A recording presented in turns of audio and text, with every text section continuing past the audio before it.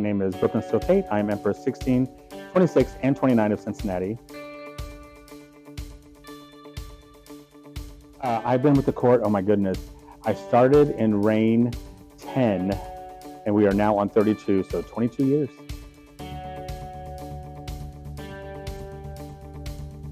Yes, I am 9th in the line of succession. No, I am not. This is my 4th year. I joined the council simply because I wanted to know more about it and what they do.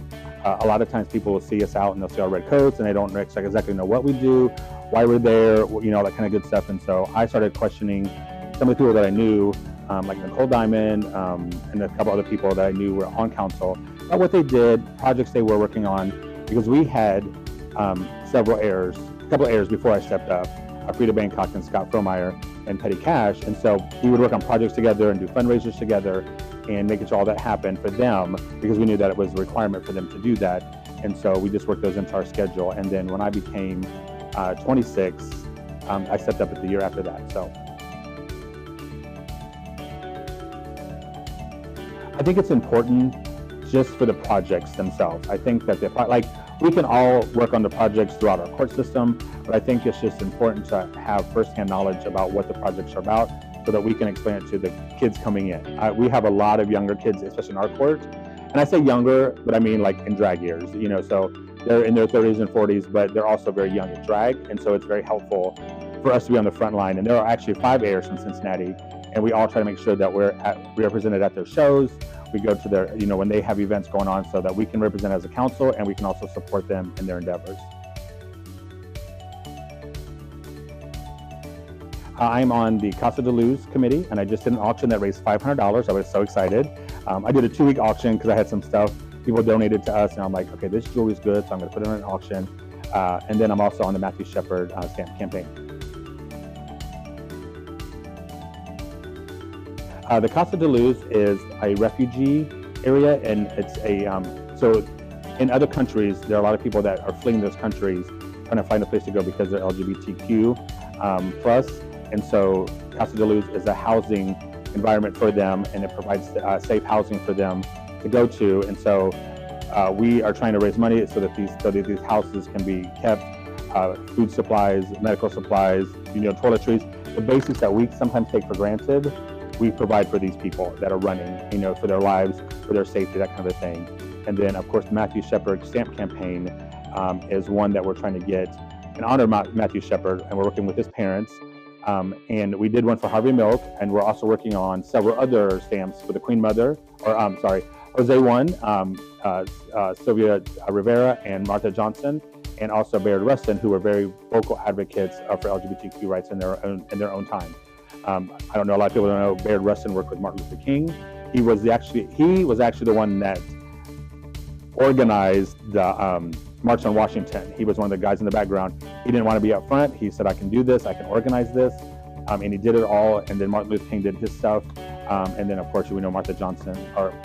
Johnson and Sylvia Rivera were at the Stonewall, so that kind of a thing. So we were trying to get stamps for all of them to honor them. Oh my goodness, there are so many. There are lots of good memories. There are some scary ones as well. But I think one of the best memories is Cincinnati hosting the Jose Honors. And as a past Jose Honor recipient, it was awesome for us to be able to host that and have all the heirs come in, and then we having a council meeting there as well.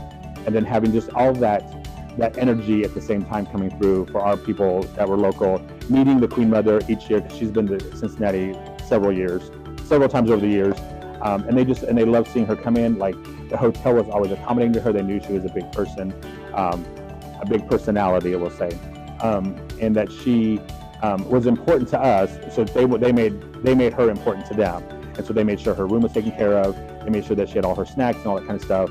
And so those are memories that I will always kind of cherish about working with the people on council, because as much as I want to say, quote unquote, bicker in this world, when it's time to do the work, the council comes together to do the work and get it taken care of. So I think the biggest challenge is communication with certain things. that we don't always, like, some people get the communication, some people don't. But I think that with our current leadership, Scott, I think, is doing a wonderful job as president. We've had great presidents like Robert Buckner in the past who have made sure that we get all the details that we need to get, because being so spread out, we don't always get those messages sometimes, and they're always on Facebook, and then when you put them on Facebook, then they get regrouped somewhere else, and it's just a constant battle trying to make sure all the communication's out there to everybody. But I think that we are getting it more under control, and I think that's a good thing. I just look for a longevity. I think that in today's society, I always say that our courts are not necessarily as needed as they used to be, because a lot of organizations now have their own developmental directors who are looking for grants and scholarships on their own. But because we can give them money that's unrestricted for them, that is very important for us to be here. And so whether it's from the top or at the local level, we always need that longevity, that long prosperity for those organizations that are out there that are struggling day to day to make that dollar to get their clients what they need and that kind of stuff. And so I'm hoping that this will be around another 50 years, 60 years, just because we have a lot of kids coming into it, a lot of younger people coming into it, I'd say, that are going to make it flourish. And they have different needs now. There's a whole gamut of, non-binary kids coming in, and, trans kids coming in. It's just important for us to be visible in all aspects of that.